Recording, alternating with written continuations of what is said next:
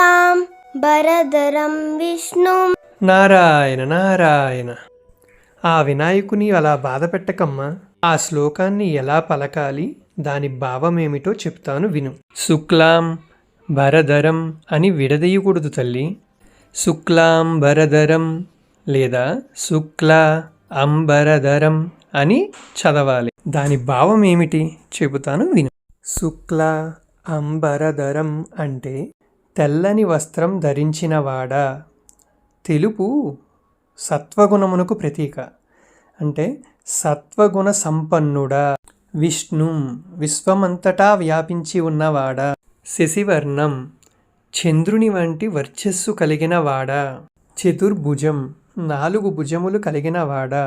అంటే ధర్మ అర్థ కామ మోక్షములను సూచిస్తుంది. ప్రసన్నవదనం ప్రసన్నవంతమైన ముఖము కలిగినవాడా. ధ్యాయేత్ ధ్యానం చేయడం అంటే ఇటువంటి లక్షణములు ఉన్న దైవమూర్తిని ధ్యానిస్తున్నాము. సర్వ విఘ్నోపశాంతయేత్ అంటే ఎటువంటి అడ్డంకులనైనా తొలగించడానికి ధ్యానిస్తున్నాము.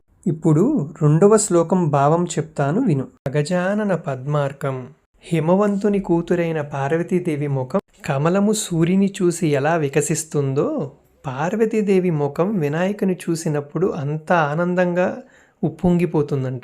గజానన ఏనుగు ముఖము కలిగినవాడు. అహర్నిశం పగలుయందు రాత్రియందు. అనేక దం తం భక్తానాం భక్తులు కోరిన అనేక వరములను తీర్చువాడైన ఆయనని ఇక్కడ అనేక దంతం అంటారు.